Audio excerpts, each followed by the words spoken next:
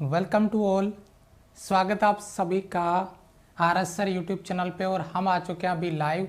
जय हिंद, नमस्ते, welcome, good morning सभी के सभी बच्चे। एक बार फुल ऑन फायर के साथ में कमेंट कर दें। एक चीज़ कमेंट जरूर करें कि आज आपको क्या कमी नज़र आ रही है। फटाफट वो कमेंट कर दो, मैं देख लूँगा कि आप आते ही क्लास में क्या नोटिस करते हो। जिन बच्चों ने क्लास को शेयर नहीं किया वो क्लास को शेयर कर दें, क्योंकि 151 सब्सक्राइबर आपके कंप्लीट होने वाले हैं आपके प्यार और सपोर्ट से। जो कमी कमेंट में दिख जाए मैं उस कमी को पूरा कर लेता हूँ। फटाफट से जल्दी से कमेंट कर दो, फटाफट फास्ट जल्दी से कमेंट करिए, क्या कमी नजर आ रही है।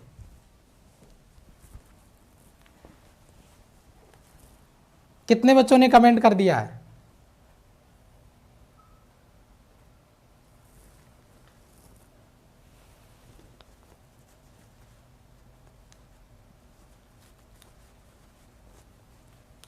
फास्ट फास्ट फास्ट मैं देख रहा हूं।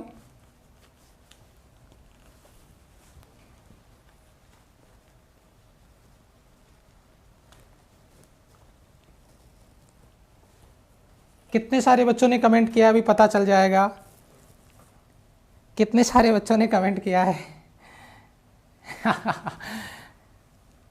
यस, गुड मॉर्निंग बेटा, जय हिंद, नमस्ते, वेलकम। आज की क्लास स्टार्ट करने जा रहे हैं। लेक्चर नंबर आपका मैग्नेटिज्म का पार्ट 4 है और बहुत गजब से क्लास होने वाली है। देखिए, अगर आपने पार्ट 1, पार्ट 2, पार्ट 3 मिस कर दिया है तो उसको जरूर से कंप्लीट कर लीजिएगा, उसको देख लीजिएगा एक बार। इसको थोड़ा सा कंट्रोल में आने दे। यस, ठीक है बेटा। देखिए फटाफट से, अगर अपन यहाँ पे बात करें आज के लेक्चर की, तो आज का लेक्चर आपका लेक्चर नंबर 4 है। लेक्चर नंबर 4 हम आज करने जा रहे हैं और लेक्चर नंबर 4 बहुत ही इंटरेस्टिंग होने वाला है, बहुत ही गजब का लेक्चर होने वाला है। देखिए यहाँ पे आपका ये लेक्चर नंबर 108 है और ये आपका टाइमिंग है जिस क्लास की आपको दी गई है। आज हम चाहते हैं कि मैग्नेट का एंड गेम हो जाए, मैग्नेट को फिनिश कर दिया जाए। ठीक है, ये हमारी टीम आरएस सर लगातार, ये कहूँगा रेगुलर, सुबह से शाम तक आपके साथ खड़ी हैं कंधे से कंधा मिला के।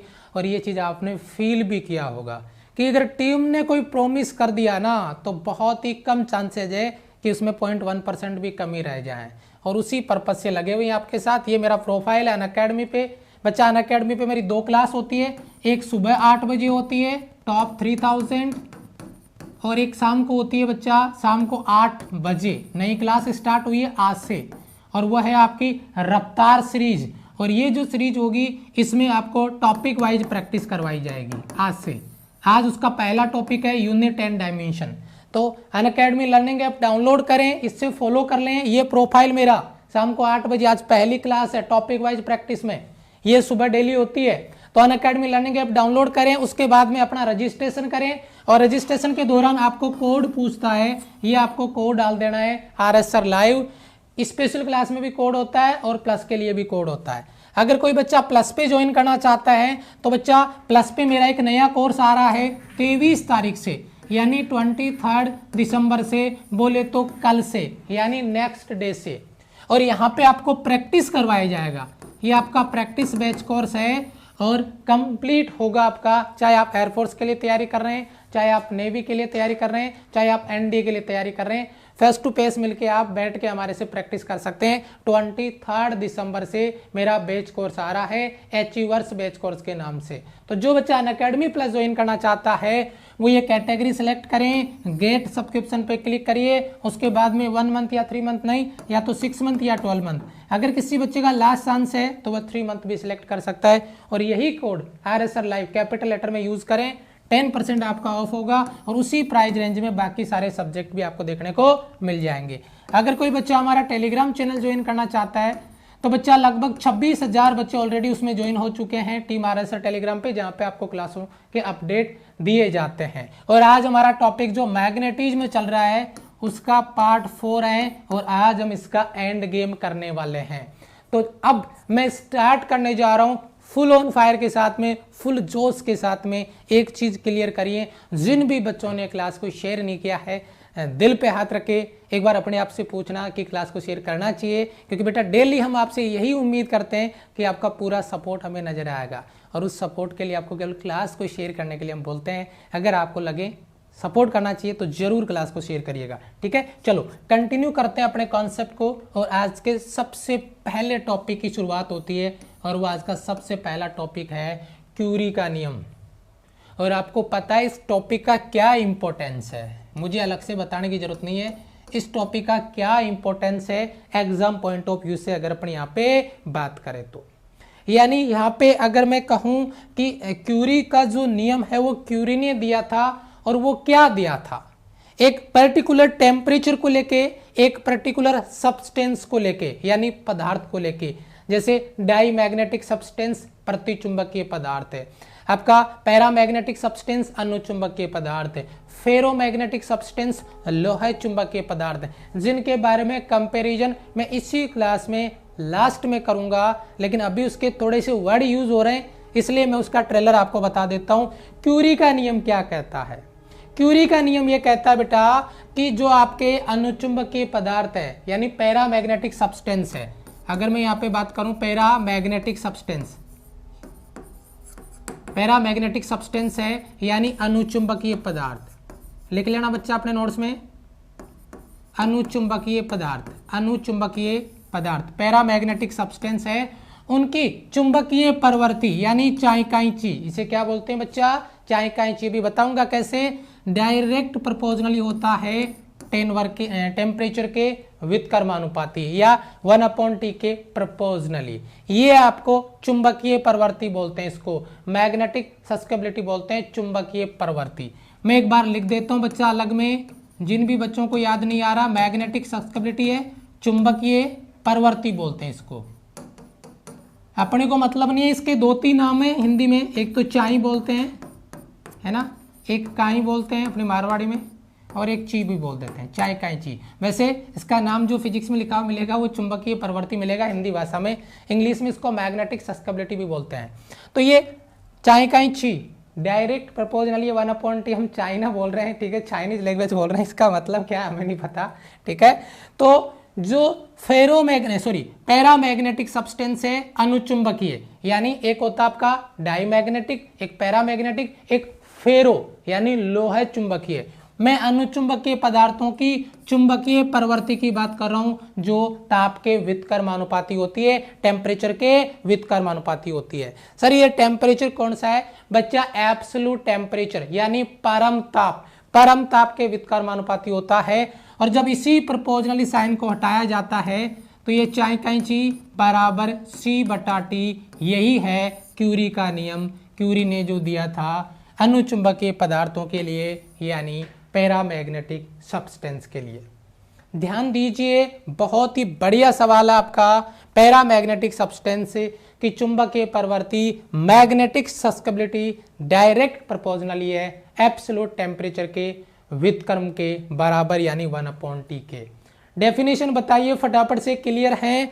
फॉर्मूला क्लियर है? डेफिनेशन क्लियर है? यहां से किसी बच्चे को कोई डाउट नहीं आना चाहिए, जल्दी बताइए बेटा, यहां से किसी बच्चे को कोई डाउट नहीं आना चाहिए। यस, क्या बात है, बहुत इंपॉर्टेंट सवाल, शाबाश। यस, अब यहां से एक सवाल आपका जो एग्जाम में पूछा जाता, बहुत से बच्चों का कॉन्सेप्ट क्लियर हो रहा है। एक क्वेश्चन में आपको नोट डाल के जगह मैंने रखी हुई है, इसीलिए रखी हुई है, ये नोट है बच्चा। और वो नोट क्या है बेटा? अगर अपन बात करें पैरामैग्नेटिक सब्सटेंस की चुंबकीय प्रवृत्ति, अगर मैं कहता हूं कि ताप बढ़ाया जाता है तो चुंबकीय प्रवृत्ति मैं कहता हूं इनवर्स में आती है, घटती है। और ये एक क्वेश्चन बनता है बहुत ही जहरीला सवाल बच्चा। ये सवाल आपको शॉर्ट ट्रिक में लिखा है, मैंने थ्योरी नहीं लिखा है, शॉर्ट में आपको नोट्स में ऐसे लिखना होता है, नहीं तो मैं एक थ्योरी में जैसे शायद इधर लिखा भी होगा, लिखा हुआ है कि नहीं लिखा हुआ? आइए लिखा हुआ है, देखिए, ताप बढ़ाने पे चुंबकीय प्रवृत्ति क्या होती है? घटती है। लेकिन अगर आप इसको शॉर्ट में लिखना चाहते हैं, याद रखना चाहते हैं, तो बेटा टेम्परेचर इंक्रीज करेंगे। आप देखिए इधर, अगर टेम्परेचर इंक्रीज करेंगे तो मैग्नेटिक सस्केबिलिटी डिक्रीज कर जाएगी, क्योंकि ये इनवर्सली प्रोपोर्शनल होता है, व्युत्क्रमानुपाती होता है। बेटा पॉइंट समझ में आ रहा है मेरी बात को? हाँ बेटा, बताएंगे अभी पैरामैग्नेटिक क्या है, यानी आपका प्रतिचुंबकीय क्या है। आपका पैरामैग्नेटिक हो गया, एक हो गया डाईमैग्नेटिक, डाईमैग्नेटिक यानी प्रतिचुंबकीय, पैरामैग्नेटिक यानी अनुचुंबकीय, और फेरोमैग्नेटिक यानी लोह चुंबकीय, इनको मैं डिटेल डिस्कस करूंगा इसी क्लास के लास्ट में फुल कंपैरिजन के साथ में। तो अभी जो वर्ड आ रहे हैं उनको मैं थोड़ा सा एक्सप्लेन कर देता हूं, फिर डिटेल डिस्कशन लास्ट में करेंगे। तो अगर किसी बच्चे के दिल में ये डाउट आ रहा है तो बच्चा थोड़ी देर के लिए शांति रखो, आपका डाउट मैं क्लियर करूंगा। ठीक है? यस सर, ध्यान दे बेटा। ठीक है? Yes sir. Achievers base course में कॉन्सेप्ट, बेटा कॉन्सेप्ट मेरे ऑलरेडी चल रहे हैं। प्लस की क्लास में एक 11th का कॉन्सेप्ट चल रहा है, एक 12th का कॉन्सेप्ट चल रहा है, और ये जो क्लास आएगा वो आपका प्रैक्टिस क्लास होगा। 11th का कॉन्सेप्ट चल रहा है, 12th का चल रहा है, ये जो क्लास होगा वो प्रैक्टिस का होगा। अब देखिए बच्चा, एक इंटरेस्टिंग चीज जो मैं आपकी स्क्रीन पर लेके आया हूं वो क्या है? वो है बच्चा क्यूरी टेम्परेचर, यानी मैं इसको लिख सकता हूं क्यूरी ताप। क्यूरी ताप बेटा कितने सारे बच्चों को लगता है कि यहां से एग्जाम में क्वेश्चन पूछा गया है? इसको T temperature C for critical, या sorry C for Curie, critical नहीं है सॉरी, सी फॉर क्यूरी, यानी क्यूरी टेम्परेचर को डिफाइन किया गया है। अब क्यूरी टेम्परेचर क्या है? क्योंकि क्यूरी वाइस का नियम जैसे ही आता है उसके बाद में क्यूरी टेम्परेचर की बात होना लाजमी है। क्यूरी टेम्परेचर की बात करेंगे, एग्जाम में सवाल भी पूछा गया है, पूछा जाएगा। जरा ध्यान दे, क्यूरी टेम्परेचर क्या है? क्यूरी ताप क्या है? मतलब अपन ये कह सकते हैं कि क्यूरी टेम्परेचर एक ऐसा टेम्परेचर है जिसमें जो आपके फेरोमैग्नेटिक सब्सटेंस है, लोह चुंबकीय पदार्थ हैं, वो आपके पैरामैग्नेटिक सब्सटेंस की तरह, यानी लोह चुंबकीय पदार्थ आपके जो हैं, लोह चुंबकीय जो पदार्थ हैं आपके, मैं इसको थोड़ा शॉर्ट में लिख देता हूं बच्चा, लोह चुंबकीय पदार्थ, लोह चुंबकीय पदार्थ है वो आपके अनुचुंबकीय पदार्थ, अनुचुंबकीय पदार्थ, अनुचुंबकीय पदार्थ। ठीक है? एक ऐसा टेम्परेचर मैं बताऊंगा अभी डेफिनेशन, लो चुंबकीय फेरोमैग्नेटिक, ध्यान देना बेटा, फेरोमैग्नेटिक, और आपका ये हो गया पैरामैग्नेटिक, पैरामैग्नेटिक अनुचुंबकीय सब्सटेंस हो गए, पैरामैग्नेटिक सब्सटेंस हो गए। यानी अपन कहेंगे कि वह टेम्परेचर जिस पर फेरोमैग्नेटिक सब्सटेंस, एक ऐसा ताप जिस पे फेरोमैग्नेटिक सब्सटेंस सीधा किस में चेंज हो जाता है? पैरामैग्नेटिक सब्सटेंस में। याद करना क्लास में, प्रोमिस मैंने किया हुआ है, याद कराऊंगा, क्लियर कराऊंगा। मैग्नेट से डरने का रीजन है बच्चे को याद नहीं होता है, थ्योरी पार्ट है, बच्चा देख के डर जाता है, कभी पढ़ता ही नहीं है। मैंने एक बात बोली आपको, आप मुझे टाइम दो, मैं आपको कॉन्सेप्ट दूंगा, और वो भी दिल दिमाग में स्कैन करके। टाइम मुझे चाहिए प्रॉपर समझाने के लिए। फेरोमैग्नेटिक सब्सटेंस पैरामैग्नेटिक सब्सटेंस में बदल जाएं, उस टेम्परेचर का नाम है क्यूरी ताप, यानी क्यूरी टेम्परेचर। डेफिनेशन बन गया, नोट्स में शॉर्ट लिखेंगे। वह है टेम्परेचर, वह है ताप जिसपे फेरोमैग्नेटिक सब्सटेंस पैरामैग्नेटिक सब्सटेंस में बदल जाता है, क्यूरी ताप कहलाता है। जय हिंद बच्चा, नमस्ते, वेलकम, गुड मॉर्निंग।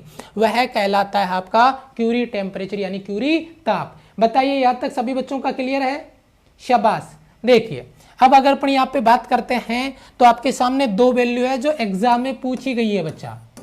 ये जो दो वैल्यू है ये एग्जाम में पूछी गई, एनडीए में इनका सवाल पूछ लिया गया है। एक निकल है, एक आपका फेरस है, यानी इसके लिए क्यूरी टेम्परेचर, क्या बेटा? क्यूरी टेम्परेचर, सॉरी आपका क्यूरी ताप, क्रिटिकल टेम्परेचर में बार बार मुझे पता नहीं क्यों याद आ रहा है, मैं टोटल इंटरनल रिफ्लेक्शन में पता नहीं क्यों जा रहा हूँ बार बार, पूर्ण आंतरिक परावर्तन क्यों दिमाग में चल रहा है। ठीक है, ये देखिए टीसी यानी क्यूरी ताप, क्यूरी ताप निकल के लिए, और आपका फेरस है इसके लिए। तो बेटा आप मुझे लिख के बता सकते हैं, निकल के लिए दिया हो बेटा 358 डिग्री सेल्सियस निकल के लिए, और ये जो आपका फेरस है इसके लिए 770 डिग्री सेल्सियस। लेकिन एनडीए में जो सवाल जहां तक मुझे याद है उस ऑप्शन में ये वैल्यू नहीं दिया था, डिग्री सेल्सियस नहीं दिया था बच्चा, और बहुत तगड़े लेवल पे जहर बन गया इसी वजह से। वहां पे दिया था शायद आपका, वो हो गया था आपका 770, एक बार मैं इधर साइड में जोड़ के देख लेता हूं, मुझे याद नहीं, शायद 1043, एक बार देख लेते हैं, 1043 केल्विन जहां तक मुझे याद है। एक बार मैं जोड़ के देख लेता हूं बच्चा, ये कितना बच्चा 770 और ये आपका 273, आई थिंक 3 7 7 4 9 और 1 10, बिल्कुल सही, ये ऑप्शन में दिया था। और बच्चे वहां पे लोटपोट हो गए, लपेट दिए गए बच्चे क्वेश्चन में, मतलब गलत हो गया उनका। कैसे बेटा देखिए, बच्चे कंफ्यूज हो गए, डिग्री सेल्सियस में दिया गया था और 1043 आपका केल्विन टेम्परेचर आपका आ गया। अगर मैं इस टेम्परेचर की बात करता हूं, ये केल्विन में दिया हुआ है, ये डिग्री सेल्सियस में, लेकिन वैल्यू तो फिक्स है बच्चा, ये भी आपका सही है, ये भी सही है। सेम चीज इसके साथ भी हो सकती है, लेकिन मैंने जो सवाल बना के दिया हुआ है उस सवाल के बारे में बात कर लिया और शायद आपको समझ में भी आ गया होगा, शायद आपको समझ में भी आ गया होगा। निकल के लिए 358 डिग्री सेल्सियस, फेरस यानी आयरन लोहे के लिए 770 डिग्री सेल्सियस, और ये केल्विन वाला सवाल मैंने आपको क्लियर कर दिया। अब मैं आपको कमेंट बॉक्स में एग्रीमेंट चाहता हूं कि सर ये दोनों चीज आपने जो डेफिनेशन दिया क्यूरी टेम्परेचर का, वो डेफिनेशन भी हमारा क्लियर है, क्योंकि डेफिनेशन का सवाल भी आ सकता है। फेरोमैग्नेटिक सब्सटेंस पैरामैग्नेटिक में चेंज होता है, वह टेम्परेचर आपका क्यूरी टेम्परेचर है। निकल और फेरस के लिए आपने क्यूरी टेम्परेचर याद करवा दिया है। बताइए बेटा, अब ये सवाल तो क्लियर है कि फेरोमैग्नेटिक जो सब्सटेंस है वो क्यूरी ताप पे अनुचुंबकीय में बदल गया। अब ये पदार्थ तो ये बदल गया तो इसका अस्तित्व खत्म हो गया। और मैं एक और सवाल तैयार कर देता हूं जहर लेवल का।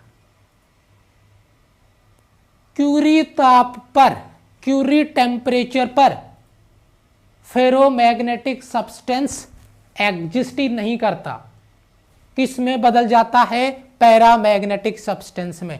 तो एक सवाल देखो आपकी स्क्रीन पर आपको मिल जाएगा क्या, और बहुत तगड़े लेवल का नोट है। क्या नोट है बच्चा? क्यूरी ताप, क्यूरी ताप, क्यूरी टेम्परेचर टीसी पर पदार्थ का फेरोमैग्नेटिक सब्सटेंस का या फेरोमैग्नेटिज्म लोह चुंबकत्व खत्म हो जाता है, समाप्त हो जाता है। फेरोमैग्नेटिज्म की जो प्रॉपर्टी है वो खत्म हो जाती है। क्यों? क्योंकि क्रिटिकल टेम्परेचर पे जो आपके फेरो है वो किस में बदल जाते हैं? पैरा में बदल जाते हैं। यानी लोहा किस में बदल जाता है? अनुचुंबकीय में बदल जाता है। अगर सवाल फील हो रहा है, मेरा कॉन्सेप्ट आप तक पहुंच रहा है, तो एग्रीमेंट क्लियर करें। बेटा आज ये खत्म हो जाएगा, नया चैप्टर कल से स्टार्ट हो जाएगा आपका।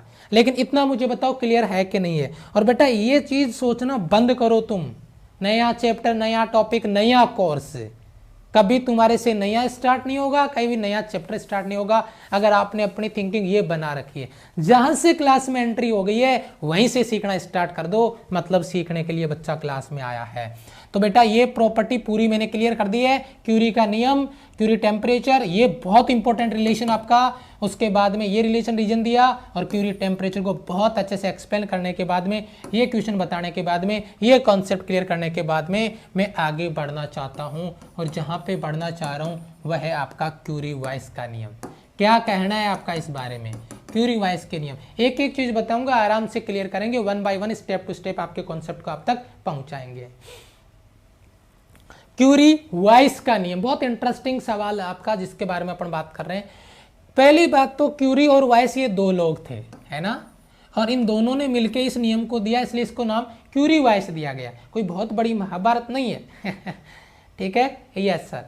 हाँ, लेकिन अगर मैं बात करूं क्यूरी का नियम, है ना, अगर अपन बात करते हैं क्यूरी का नियम, छोटा सा मैं कंपैरिजन आपको देता हूं। क्यूरी का नियम, क्यूरी किसके लिए था बेटा? पैरामैग्नेटिक सब्सटेंस के लिए।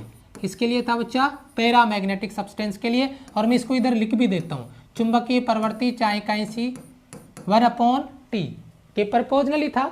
अनुचुंबकीय पदार्थ, पैरा का मतलब क्या बच्चा? कुछ हिंदी वाले बच्चे कंफ्यूज हो जाएंगे। अनुचुंबकीय पदार्थों की चुंबकीय प्रवृत्ति मैग्नेटिक सस्केबिलिटी एब्सोल्यूट टेम्परेचर के इनवर्सली प्रोपोर्शनल है, यानी चाहे कहीं सी समानुपात 1/T। किसका नियम था? क्यूरी का नियम था। अब हमें क्या चाहिए बच्चा? क्यूरी वाइस का। तो सबसे पहली चीज तो ये जो इसने क्यूरी ने अनुचुंबकीय पदार्थों के लिए दिया था, इसने दिया है फेरोमैग्नेटिक सब्सटेंस के लिए, FeRO। और फेरो का मतलब मैं शॉर्ट में लिख दूंगा बच्चा, केवल ये कंपैरिजन, सबसे पहला कंपैरिजन क्यूरी का नियम होता है। सवाल बन गया, पैरामैग्नेटिक सब्सटेंस अनुचुंबकीय पदार्थों के लिए। क्यूरी वाइस का नियम होता है फेरोमैग्नेटिक सब्सटेंस है, लोह चुंबकीय पदार्थों के लिए। अगर किसी बच्चे का फिर डाउट आया कि अनुचुंबकीय, लोह चुंबकीय, प्रतिचुंबकीय क्या है, तो बच्चा क्लास के लास्ट में फुल कंपैरिजन करके दूंगा, थोड़ा सब्र रखो, थोड़ा पेशेंस रखो। फेरोमैग्नेटिक सब्सटेंस यानी लोह चुंबकीय पदार्थों के लिए सेम कॉन्सेप्ट जो आपका मैग्नेटिक सस्केबिलिटी है यानी चुंबकीय प्रवृत्ति है, इसको मैं इधर चाहे से लिख देता हूं, डायरेक्ट प्रोपोर्शनली होती है, और वो होता है आपका एब्सोल्यूट टेम्परेचर और क्रिटिकल टेम्परेचर के डिफरेंस के इनवर्सली प्रोपोर्शनल। क्रिटिकल आपका एब्सोल्यूट टेम्परेचर परम ताप, एब्सोल्यूट टेम्परेचर परम ताप, और टीसी क्रिटिकल, मैं बार बार क्रिटिकल पता नहीं क्यों याद आ रहा है, क्यूरी टेम्परेचर, क्यूरी ताप। समझ में आया बच्चा? इनके डिफरेंस के इनवर्सली प्रोपोर्शनल होता है, तो जो मेन रिजल्ट निकल के आता है वो आता है बच्चा चाई बराबर C बटा T माइनस TC। ये हमारा किसके लिए आया बच्चा? फेरोमैग्नेटिक सब्सटेंस के लिए, यानी लोह चुंबकीय पदार्थों के लिए क्यूरी वाइस का नियम है, और पैरामैग्नेटिक के लिए क्यूरी का नियम है। ये कंपैरिजन अगर आपने बच्चा कर लिया तो आपका डाउट क्लियर है, 101% बोलूंगा, ये डाउट आपका क्रिएट इधर से नहीं होना चाहिए। जल्दी से बता दीजिए एक बार फटाफट से, ये क्यूरी का नियम फटाफट से, क्यूरी वाइस का नियम फटाफट से बता दीजिए। कंपैरिजन करके दिया है मतलब डाउट क्लियर हो जाना चाहिए, ठीक है? डाउट आपका क्लियर हो जाना चाहिए, ठीक है? आगे चलें बेटा, आगे चले। यस सर चलो आगे बढ़ते हैं। देखिए बेटा, यस क्यूरी वाइस हो गया, क्यूरी का नियम हो गया, यहाँ पे ये क्यूरी हो गया, ये क्यूरी, ये आपका क्यूरी टेम्परेचर, ये आपका क्यूरी वाइस का नियम, और अब आता है आपका सेतिल्य वक्र। क्या बात है, बहुत गजब के क्वेश्चन है, बहुत गजब से बेटा। थोड़ा सा टाइम देना पड़ेगा प्रत्येक चीज को क्लियर करने के लिए, प्रत्येक चीज को क्लियर करने के लिए टाइम देना पड़ता है।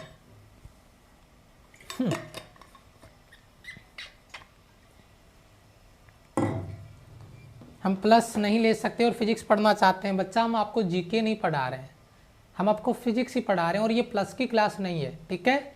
क्लास पे ध्यान दे, पढ़ना चाहता है तो, लेकिन मुझे लगता नहीं बच्चा तू पढ़ना चाहता है, ठीक है?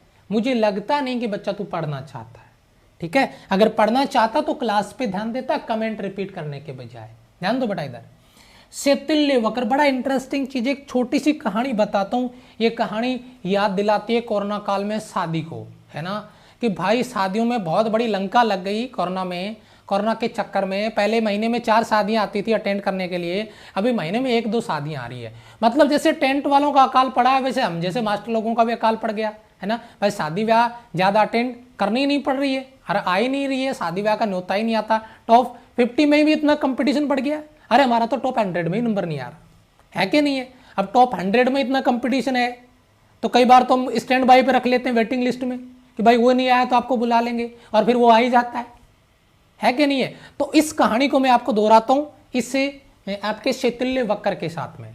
आजकल तो नहीं, क्योंकि सर्दी का टाइम है, गर्मियों के दिनों में अगर देसी ठाट पे शादी चल रही हो तो वहाँ पे एक पंखा होता, आपने देखा होगा इस तरीके का, है ना? अगर मैं यहाँ पे कहूँ इस तरीके का कुछ पंखे होते हैं, है ना, उसकी एक पंखुड़ी होती है इस तरीके से, और उस पर इस तरीके की एक जाली भी लगी होती है, लेकिन वो जाली थोड़ी छोटी होती है, ऐसे वो जाली थोड़ी सी छोटी होती है, और ये पंखा चल रहा होता है इधर टेबल पे रख के, है ना, उसको तूफानी फैन बोलते हैं। और वहाँ पे छोटे बच्चे पहुँचते हैं। पहले मैं इस पेन की पंखुड़ी बना देता हूँ, कहानी सुनाऊंगा मैं बढ़िया वाली, देखना जरा, इस तरीके से करके देखना, इसको समझना बच्चा। ये वो हमारा फैन है, ठीक है, और ये उसका स्टैंड है, ये बाकी इसकी ग्रीन वाली जाली है। छोटा बच्चा पहुंचता है खेलते खेलते, पहले उसके डंडे को पकड़ता है, फिर देखता है कोई देख रहा है कि नहीं देख रहा, फिर बाद में क्या है, अंगुली करता है, कहाँ पे, फैन के अंदर। जब उसकी अंगुली अंदर जाती है फैन में तो इतनी बड़ी अंदर जाती है, और जब वापस बाहर आती है तो इतनी आती है, और उसमें फिजिक्स लॉ भी लग जाता है। कौन सा, टेंजेंशियली। अगर ये ऐसे फ्लो कर रहा है तो जैसे ही अंदर जाएगी, और वो छोटी होने के बाद में इसका कुछ अंश है टेंजेंशियली सीधा जाके किसी नाभिक को हिट करता है और उसका विखंडन कर देता है, यानी टुकड़े टुकड़े नाभिक की संरचना का अध्ययन कर लिया जाता है, साइक्लोट्रॉन का लॉ लग गया, है ना, साइक्लोट्रॉन आ गया इधर। मतलब जब उसने उसमें अंगुली डाली तो इतनी बड़ी डाली, बाहर आई तो इतनी आई, डिवाइड बाई 2 हो गया, डिवाइड बाई 4 भी हो सकता है। और ये टेंजेंशियली कहीं दूर जाके गिरता है और उसके बाद में आपको पता ही है क्या होने वाला है। तो ये जो फेन मैंने बनाया है, यही फेन हमारा सेतुल्य वक्र है, यानी कर्व है। इस कर्व के बारे में बात करेंगे, बड़ी इंटरेस्टिंग चीज है। देखिए जरा मैं इस कर्व को बनाने का प्रयास करता हूँ, फील करना, बहुत सारी चीजें मैं आपको बताने वाला हूँ। ये आपका जोक्स होगा वो आई या बी, मैग्नेटिक इंडक्शन चुंबकीय प्रेरण या मैग्नेटिक फील्ड बी, और ये होता है बच्चा चुंबकन क्षेत्र एच। अब देखो साहब, हमारे पास शादी का न्योता आया 10 दिन पहले, और 10 दिन पहले ही हमने क्या कर दी, डाइटिंग स्टार्ट कर दी, खाना एक टाइम पे स्टार्ट कर दिया। अब जैसे जैसे शादी के दिन नजदीक आते हैं, ये बच्चा चुंबकन क्षेत्र, चुंबकन क्षेत्र, इनके बारे में डिटेल स्टडी में नहीं करना चाहूंगा, ये मैंने शॉर्ट किया, ये मान लो आप, इसके बारे में डिटेल स्टडी नहीं करना चाहूंगा। चुंबकन क्षेत्र, ठीक है, यानी चुंबकित करने की क्षमता, ये कह सकते हैं अपन। तो जैसे जैसे शादी के दिन नजदीक आते हैं, वैसे वैसे हमारी भूख बढ़ती जाती है, यानी जैसे जैसे चुंबकन क्षेत्र बढ़ेगा वैसे वैसे चुंबकीय प्रेरण बढ़ेगा। और ये ग्राफ इस तरीके से चलता है, एच बढ़ रहा है तो आई या बी भी बढ़ रहा है, ग्राफ भी ऊपर जा रहा था। लेकिन शादी वाले दिन शादी वाले के घर पहुंच के खाना वाना खा रहे हैं, खाने की तैयारियां हुई और रसगुल्ले, गुलाब जामुन, काजू की कतली, बर्फी, चमचम सब चल रहे हैं बढ़िया लेवल पे। अब क्या हो रहा है, बंदा आने वाले 5-7 मिनट में मीठा खा के थक गया, अब क्या चाहिए, अब वो संतृप्त हो चुका है। तो ये कंडीशन स्टार्ट होती है बेटा संतृप्त होने की। आपने नोटिस किया ये ग्राफ पैरेलल हो गया है एच के पैरेलल हो गया। मेरी बात को ध्यान से सुनो, यानी अब आई नहीं बढ़ रहा है, अब बी नहीं बढ़ रहा है, अब रसगुल्ले, गुलाब जामुन, काजू की कतली बोला तो मीठा नहीं खाना है, अब हमें चपाती चाहिए और बढ़िया मटर पनीर की सब्जी चाहिए, है कि नहीं है। यानी अब ये संतृप्त हो चुका है। क्या हो चुका है बच्चा, संतृप्त, सेटिस्फाई हो चुका है मीठे के साथ में, ठीक है, यानी मीठा इसने बहुत ज्यादा खा लिया है। अब इतना ज्यादा खा लिया है कि खाना वाना खाने के थोड़ी देर बाद में क्या होता है, रिवर्स रिएक्शन स्टार्ट है। शायद मुझे लगता है कन्यादान नहीं दिया है कि नहीं है। तो रिवर्स रिएक्शन स्टार्ट हो गया है, यानी जो इनपुट था वो आउटपुट आने लग गया है। यानी पहले एच बढ़ रहा था, आई बढ़ रहा था, अब एच बढ़ रहा है, आई नहीं बढ़ रहा, इसे कहते हैं संतृप्ति की अवस्था। संतृप्त हो गया, सेटिस्फाई हो गया, बाद में बात करूंगा। अब रिवर्स रिएक्शन होगा, एच का मान कम, जो खाया था वो बाहर आ रहा है, एच का मान कम हो रहा है तो आई का मान भी कम। जिम चल रहा है तो खाने की इच्छा किसकी होगी भाई, तो आई भी कम हो रहा है, हमारी जो भूख है वो भी मरती जा रही है और उल्टियां स्टार्ट हो गई सब। चलो जी, मैं इसको आपका ब्लैक कलर से लेता हूं, रिवर्स आता है ग्राफ, एच का मान कम हो रहा है, आई का मान, देखो ग्राफ नीचे आया तो आई या बी भी घट रहा है और एच घटते घटते यहाँ पे एच का वैल्यू 0 हो गया, लेकिन बी अभी भी 0 नहीं हुआ है। ये वैल्यू अभी भी किसकी है बच्चा, ये वैल्यू अभी भी बी की है। अभी भाई साहब उल्टी तो कर दी, लेकिन अभी भी 5-4 रसगुल्ले, गुलाब जामुन तो अभी भी है, यानी एच का वैल्यू 0 हो गया, लेकिन अभी भी कुछ चुंबकत्व है, कुछ मैग्नेटिक फील्ड, कुछ मैग्नेटिज्म की प्रॉपर्टी अभी भी दबा के रखी हुई है, यानी अभी इसने कुछ धारण करके रखा हुआ है। इसे बोलते हैं बच्चा धारणशीलता। अभी समझाऊंगा पूरा, पेशेंस रखो, मैं कोई कमेंट नहीं लूंगा अभी आपका। धारणशीलता 5 मिनट बाद में बात करूंगा, देखना धारणशीलता। अब भाई साहब उससे काम नहीं चलेगा, अब तो रिवर्स में चल रही है रिएक्शन, एच का वैल्यू नेगेटिव जा रहा है, एच का वैल्यू नेगेटिव जा रहा है और बी घट रहा है, और घटते घटते इधर एच का वैल्यू नेगेटिव हो गया और इधर बी का वैल्यू 0 हो गया। अब देखो इस लाइन पे बी 0 हो गया, एच नेगेटिव आ गया, तो ये जो लाइन आपको नजर आ रही है बच्चा, ये जो लाइन आपको, ये जो दूरी है, इसको बोलते हैं बच्चा निग्राहिता, निग्राहिता, निग्राहिता, ये आपकी निग्राहिता है। अब ये ग्राफ में एच नेगेटिव हो गया, बी 0 हो गया। अब इस ग्राफ को रेगुलर रिपीट किया जाता है, जैसे इधर गया वैसे इधर जाएगा और वापस इस ग्राफ को ऐसे रिपीट कर दिया जाएगा और एक फैन बन जाएगा। तो आपको जो 2 डेफिनेशन याद करनी थी, वो डेफिनेशन एक धारणशीलता की है और एक निग्राहिता की है। मतलब ये वाला जो एरिया है, ये वाला एरिया वो आपकी धारणशीलता है और ये वाला एरिया आपकी निग्राहिता है। ये जो मैंने ग्राफ आपको एक्सप्लेन किया है, इस ग्राफ को अभी मैं आपको थ्योरी के साथ में 1 by 1 step to step clear करूंगा। अवशेष चुंबकत्व यानी धारणशीलता, मैं इसको एक लैंग्वेज और लिख देता हूं बच्चा, धारणशीलता। धारणशीलता देखिए बच्चा, धारणशीलता ये आपकी अवशेष बच गया था कुछ चुंबक, तो रसगुल्ले गुलाब जामुन, वह आपकी धारणशीलता है। तो इसका डेफिनेशन मैंने इधर नोट कर लिया है क्या, कि एक ऐसी प्रॉपर्टी जिसके कारण चुंबकीय क्षेत्र हटा लिया जाए, यानी चुंबकन नहीं हो रहा, खाना बंद कर दिया फिर भी उल्टियां हो रही है, यानी चुंबकीय क्षेत्र हटा लेने के बाद भी चुंबकत्व बनाए रखता है, कुछ धारण करके रखता है, ये वैल्यू धारण करके रखा हुआ है। जबकि H का वैल्यू 0 हो गया था, H का वैल्यू 0 कर दिया था, चुंबकीय क्षेत्र हटा दिया, चुंबकन क्षेत्र, फिर भी कुछ चुंबकत्व शेष बचता है, और जो शेष बचता है उसको उसने धारण कर लिया, यानी उसे धारणशीलता कहते हैं। और मेरे हिसाब से किसी भी बच्चे को इस कॉन्सेप्ट में कोई डाउट नहीं आना चाहिए। ये धारणशीलता क्या है, धारण करने की क्षमता। ये वाला जो अक्ष है वो धारणशीलता है, जो यहाँ पे रिप्रेजेंट किया जा रहा है पहले डेफिनेशन के रूप में। ठीक है, यस सर। कमेंट में नहीं बच्चा, दीवार पे देखो, इधर स्क्रीन पे देखो, कमेंट में तो बच्चे यूं ही टाइम पास करके निकल जाएंगे बच्चा। ठीक है, फिजिक्स समझ नहीं है तो स्क्रीन पे फोकस कर लो, कमेंट में कन्वर्सेशन तो यूं ही चलता रहेगा। ठीक है, अब आता है बेटा निग्राहिता। निग्राहिता कौन सा बच्चा, ये वाला एरिया, ये वाला एरिया आपका निग्राहिता है। देखिए जरा, निग्राहिता को मैंने इधर एक्सप्लेन नहीं किया, इधर मैं फिर से बता देता हूं एक बार, अलग से नहीं किया है बच्चा। ये वाला जो एरिया है, ये यहां से लेके यहां तक जो एरिया है जिसपे चुंबकन क्षेत्र नेगेटिव और चुंबकीय प्रेरण B का वैल्यू 0, यानी वह गुण जिसमें आपका चुंबकन क्षेत्र 0 हो जाता है, चुंबकन क्षेत्र के नेगेटिव वैल्यू पे चुंबकीय प्रेरण 0 हो जाता है, वह क्षेत्र, वह एरिया निग्राहिता कहलाता है। ये आपको कॉन्सेप्ट मैंने दिया है। दूसरा, आपको सर एग्जाम में डेफिनेशन पूछेगा? नहीं सर। आपको एग्जाम में डेफिनेशन पूछेगा? नहीं सर। आपको एग्जाम में सवाल बनेंगे ऐसे, ये जो सवाल मैंने आपको दिए हैं ये सवाल आपको बनने वाले हैं। एग्जाम का सवाल यहां से बनेगा, ये सवाल फोड़ने हैं आपको बहुत अच्छे से। डेफिनेशन इसका रट के कोई फायदा नहीं, डेफिनेशन इसका रट के कोई फायदा बिल्कुल नहीं। तो सबसे पहले जो इंपॉर्टेंट पॉइंट है उनको नोट करो, सवाल यहां से बनेगा। अब तक स्टोरी चल रही थी, अब देखो उसका रिजल्ट क्या आता है।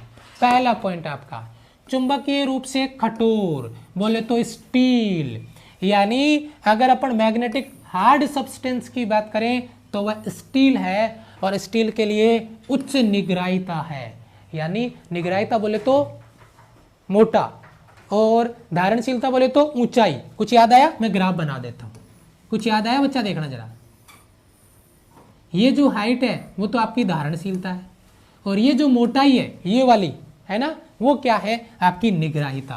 तो स्टील के लिए ये ग्राफ चौड़ा होगा, स्टील के लिए ग्राफ क्या होगा? चौड़ा। क्यों? क्योंकि निग्राहिता ज्यादा है।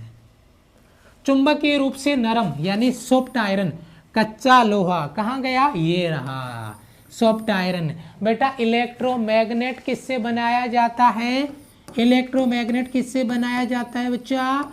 विद्युत चुंबक किससे बनाया जाता है? जरा कमेंट करना एक बार, याद है क्या? देखिए पता चलेगा। इलेक्ट्रोमैग्नेट सॉफ्ट आयरन से, और जिसकी निग्राहिता बहुत ही कम होती है। स्टील की निग्राहिता बहुत ज्यादा, और सॉफ्ट आयरन की निग्राहिता जिसका उपयोग इलेक्ट्रोमैग्नेट यानी विद्युत चुंबक के लिए किया जाता है बहुत ही कम होती है। याद हो रहा है बेटा? याद हो रहा है? सेम चीज, ये लो होगा और ये आपका हाई होगा। कॉन्सेप्ट आपको क्लियर दिया गया है। Soft iron. अब बच्चों के कमेंट आ रहे, मजा आ गया, शाबाश बच्चा, बहुत अच्छे। दोनों सवाल, पहला क्वेश्चन दूसरा क्वेश्चन, बताओ क्लियर है? पहला और दूसरा सवाल। चलो आगे बढ़ते हैं थोड़ा सा। अब देखिए कंपैरिजन की बात आ रही है बच्चा, चुंबकत्व की बात आ रही है। हाँ, चुंबकत्व की बात आ रही है, कंपैरिजन की बात आ रही है। यस, हाँ। अब देखो इनके गुणों की तुलना कर लेते हैं, आयरन की, सॉफ्ट आयरन की और स्टील की, और बहुत बड़े लेवल पे कंपैरिजन। जरा कंपैरिजन देखो बेटा, ये क्या है आपका सॉफ्ट आयरन।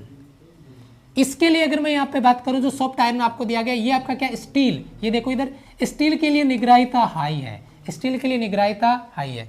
ये कंपैरिजन और ये कंपैरिजन अगर करेंगे तो ये देखो ग्राफ थोड़ा सा चौड़ा होगा इसके कंपैरिजन में, ठीक है। यानी ये आपका सॉफ्ट आयरन और ये आपका स्टील। ये पहली बात है, इनके ग्राफ देख लो, जो आपका सेतल्य वक्र है, सेतल्य ग्राफ है, वो देख लो, क्योंकि इस ग्राफ से भी मैं सवाल बना बना के दूंगा आपको, और वहीं से एग्जाम में क्वेश्चन बने हैं और बनेंगे। मोस्ट इंपॉर्टेंट पार्ट इसका सबसे पहला सवाल, आपका सबसे पहला सवाल, एरिया कम है, एनर्जी लॉस कम होगा।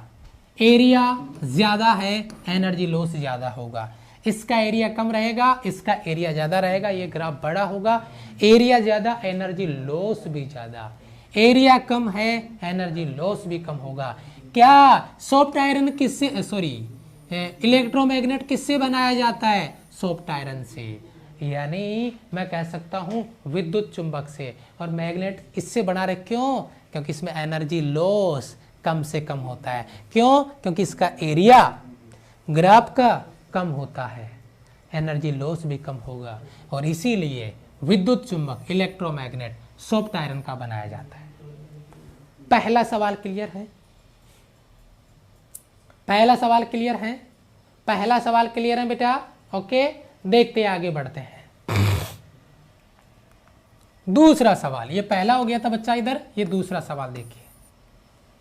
अगर अपन बात करें यहां पे निग्राहिता और धारणशीलता, यानी जो आपका सॉफ्ट आयरन है उसके लिए आपका जो रिलेटिविटी भी दी गई है वो भी लेस है, और जो आपका कोरिसिव जो आपको दिया गया प्रॉपर्टी है, धारण करने की क्षमता दिया गया है, फोर्स दिया गया है, वो भी लेस है।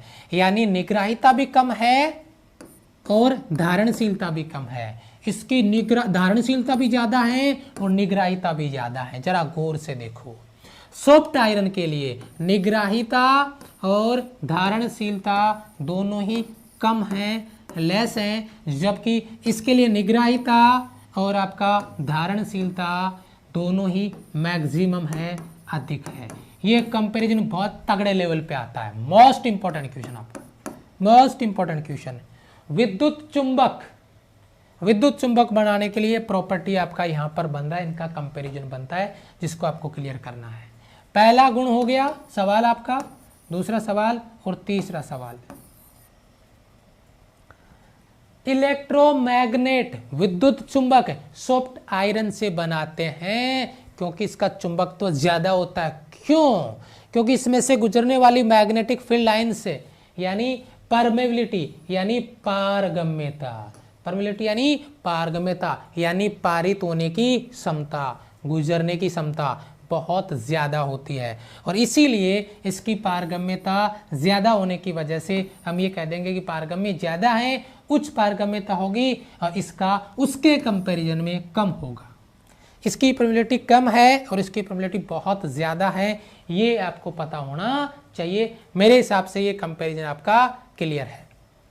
उसके बाद में देखिए, इसे आसानी से चुंबकित किया जा सकता है और विचुंबकित, यानी मैग्नेटाइजेशन और डीमैग्नेटाइजेशन बहुत इजीली, बहुत जल्दी उसको मैग्नेट बना लो, करंट फ्लो करके करंट रोको, तुरंत आपका डीमैग्नेटाइज हो जाएगा, विचुंबकित हो जाएगा। तो चुंबकित करना और विचुंबकित करना बहुत आसान है इलेक्ट्रोमैग्नेट को, और इसीलिए वह सॉफ्ट आयरन का बनाया जाता है। लेकिन इसको मैग्नेटाइज्ड और डीमैग्नेटाइज करना आसान नहीं है। ये बहुत इजी में मैग्नेटाइज और डीमैग्नेटाइज्ड नहीं होता है। ठीक है, बहुत बढ़िया, ध्यान दीजिए, जिसके बारे में अपन इधर बात कर रहे हैं बेटा। ठीक है, तो ये एक कंपैरिजन हो गया बहुत बड़े लेवल पे। ये तो हो ही गया चुंबकित विचुंबकित। ये देखिए, इसके उपयोग देख लो बेटा। सॉफ्ट आयरन का यूज डायनेमो, ट्रांसफार्मर का क्रोड, ये देखो ये सवाल, इलेक्ट्रोमैग्नेट विद्युत चुंबक या मैग्नेटिक टेप बनाने में किया जाता है। ये इसके यूज है बच्चा, ये इसके यूज है। किसके? सॉफ्ट आयरन के। और इसका देखिए ये भी मोस्ट इंपॉर्टेंट क्वेश्चन है, स्टील। क्या बात है, ये कंपैरिजन बहुत तगड़ा लेवल का जहर सवाल। इलेक्ट्रोमैग्नेट किससे बना रहा है? विद्युत चुंबक सॉफ्ट आयरन से। परमानेंट मैग्नेट स्टील से। परमानेंट मैग्नेट स्टील से बना रहे हैं, इसीलिए इसको चुंबकित और विचुंबकित करना, मैग्नेटाइज और डीमैग्नेटाइज करना आसान नहीं है, बहुत तगड़े लेवल का सवाल है। जहर क्वेश्चन आपकी स्क्रीन पर बनता है, ठीक है, बहुत बड़े लेवल का क्वेश्चन आपका, ठीक है, बहुत बढ़िया सवाल आपका। देखिए अब आता बच्चा जो मैं बार बार आपको बोल रहा हूं, जिसके बारे में मैं बात कर रहा था, डाई मैग्नेटिक सब्सटेंस, प्रतिचुंबकीय, फेरोमैग्नेटिक पैरामैग्नेटिक सब्सटेंस, अनुचुंबकीय और फेरोमैग्नेटिक सब्सटेंस यानी लोहा चुंबकीय। तीनों कंपैरिजन, प्रतिचुंबकीय, अनुचुंबकीय और लोहा चुंबकीय। टाइम का अभाव देखते हुए मैं फटाफट आपको इसका कंपैरिजन कराऊंगा, जल्दी जल्दी देखना क्योंकि अगली एक क्लास इसकी इस टॉपिक की नहीं बचेगी, फिर हो नहीं पाएगा। सबसे पहले कॉज ऑफ मैग्नेटिज्म यानी चुंबकत्व क्यों पाया जाता है, ये सवाल है बेटा। डाई मैग्नेटिज्म में प्रतिचुंबकीय पदार्थों में चुंबकत्व का क्या कारण है? इलेक्ट्रॉन का कक्षीय गति, ऑर्बिटल मोशन ऑफ इलेक्ट्रॉन से। बेटा चुंबकत्व का कारण है डाई मैग्नेटिक के लिए, और अगर पैरामैग्नेटिक की बात करें तो इलेक्ट्रॉन की चक्रण गति, स्पिन मोशन ऑफ इलेक्ट्रॉन। ये तो क्या है? कक्षीय गति है और ये स्पिन मोशन है। और इसमें क्या होता है? फेरोमैग्नेटिक सब्सटेंस में डोमेन का निर्माण होता है। कभी फुर्सत में बताऊंगा ये डोमेन क्या है, पूरी कहानी बताऊंगा डोमेन की। फिलहाल के लिए याद कर लो, टाइम बहुत कम है बच्चा, ठीक है। तो पहली प्रॉपर्टी क्लियर हो गई बच्चा। पहली प्रॉपर्टी मैग्नेटिज्म का कारण, पहला, तीनों का कंपैरिजन 1, 2 और 3। चलो वापस बैक आते हैं। अब आता है मैग्नेटिज्म का एक्सप्लेनेशन यानी व्याख्या किससे होती है बेटा? इसमें मैग्नेटिज्म की एक्सप्लेनेशन दी जाती है, इलेक्ट्रॉन की गति, इलेक्ट्रॉन की मोशन के बारे में बताया जाता है। इलेक्ट्रॉन की गति कैसे होती है उसके बारे में बताया जाता है। इसमें देता है बेटा इलेक्ट्रॉन की कक्षीय गति, सेम वही, और यहाँ पे बेटा स्पिन मोशन को भी यूज किया गया है। ऑर्बिटल मोशन और स्पिन मोशन दोनों को एक्सप्लेन कर रहे हैं, किसके लिए? पैरा के लिए। और फेरो में क्या आता है? डोमेन, पैर बता रहा हूं, डोमेन के आधार पे मैग्नेटिज्म का कारण भी डोमेन है और एक्सप्लेनेशन भी डोमेन के द्वारा दिया जाता है। एक और तीसरा कंपैरिजन, चुंबकीय पारगम्यता की परमता पे निर्भरता। ये चुंबकीय क्या बेटा? चुंबकीय परवर्ती, चाहे कैंची की टेम्परेचर पे डिपेंडेंसी। और मोस्ट इंपॉर्टेंट सवाल, मोस्ट इंपॉर्टेंट सवाल आपका, मोस्ट इंपॉर्टेंट सवाल बेटा, बहुत इंपॉर्टेंट चीज है। और मैं जब इसका सवाल देता हूं तो पोल 30% आता है। ये सवाल देख लो, डाई मैग्नेटिक सब्सटेंस यानी प्रतिचुंबकीय पदार्थ टेम्परेचर पे डिपेंड ही नहीं करता। पहला, टेम्परेचर पे डिपेंड ही नहीं करता। दूसरा, इसमें देखिए टेम्परेचर कम करने पर, ताप कम करने पे या ठंडा करने पर क्यूरी ताप पर लोहे चुंबकीय पदार्थों में बदल जाता है। अनुचुंबकीय पदार्थ लोहे चुंबकीय पदार्थ में बदल गया ताप घटाने पे, यानी डिपेंड कर रहा है। ये कौन है? ये आपका पैरामैग्नेटिक सब्सटेंस यानी अनुचुंबकीय पदार्थ। और लास्ट में क्या है बच्चा? फेरो यानी लोहे चुंबकीय पदार्थ में गर्म करने पे क्यूरी ताप के ऊपर अनुचुंबकीय पदार्थों में बदल जाएगा, वह है अनुचुंबकीय में बदल जाएगा। और ये ठंडा करने पे लोहे चुंबकीय में बदल जाएगा। कंपैरिजन कितना गजब है। इसको ठंडा करोगे तो ये फेरो में बदल जाएगा, इसको गर्म करोगे तो ये पैरा में बदल जाएगा, अनुचुंबकीय में बदल जाएगा। ये दोनों, ये इसमें और ये इसमें। ये कंपैरिजन देखना बहुत तगड़े लेवल पे, आप आराम से पढ़ना। थोड़ा मैं जल्दीबाजी में करवा रहा हूँ क्योंकि क्लास अगली स्टार्ट हो रही है। लास्ट स्लाइड आपका एग्जाम्पल, ये एग्जाम्पल है कॉपर, एजी, एल्यूमिनियम, जिंक, बिस्मिथ, एंटीमनी, ये NaCl। ये है बच्चा आपका मतलब प्रतिचुंबकीय डाई मैग्नेटिज्म। ये आता है बच्चा एल्यूमिनियम, निकल, कोबाल्ट, है ना, प्लेटिनम, सोडियम, ऑक्सीजन, क्राउन, कांच। ये आता है अणु यानी पैरामैग्नेटिक सब्सटेंस। और ये आता है फेकोनी। इसका ट्रिक जरूर याद रखना, फेकोनी। किसी बच्चे को बोलते हैं फेंक दूं, स्कूल जाएगा कि नहीं जाएगा? फेंक दूं तेरे को छत से, पढ़ाई करेगा कि नहीं करेगा? तो अपन बोलते हैं फेकोनी, नहीं फेको, फेकोनी। फेरस, कोबाल्ट, निकल, फेरस, कोबाल्ट, और ये लास्ट में क्या आ जाएगा बच्चा, निकल। फेकोनी नहीं फेंकना भाई, अच्छे बच्चे बदमाशी नहीं करते। फेकोनी, फेरस, कोबाल्ट, निकल, ये बहुत इंपॉर्टेंट है। ये लोहे चुंबकीय, फेरो, ये पैरा अनुचुंबकीय, और ये डायमैग्नेटिक सब्सटेंस। आपका क्लियर हो गया। फटाफट से मैथ्स वाले सर बार बार इशारा कर रहे हैं, टाइम हो चुका है, 5 ही मिनट में अगली क्लास स्टार्ट हो रही है। मैथ्स की कॉन्सेप्ट क्लास है। टॉपिक कौन सा है, ट्रिग्नोमेट्री। आपका आई थिंक आज शायद फिनिश हो जाएगा, नहीं होगा, बड़ा चैप्टर है। ट्रिग्नोमेट्री का नेक्स्ट पार्ट है आज, और बड़ा चैप्टर, मजा आएगा पढ़ने में, back to back fire. 0 level से कॉन्सेप्ट आप क्लियर करिए अगली क्लास में। Thank you so much. अगर लाइक में कंजूसी, अब बोल रहा हूं क्लास खत्म होने पे, पूरी क्लास खत्म होगी, अब तक नहीं बोला है, लाइक में कंजूसी, 600 लाइक है केवल, ठीक है। Thank you so much, love you all, bye bye, जय हिंद। मिलते हैं मैथ्स वाली क्लास में, तब तक के लिए एक बार सभी को टाटा बाय बाय, जय हिंद बच्चा।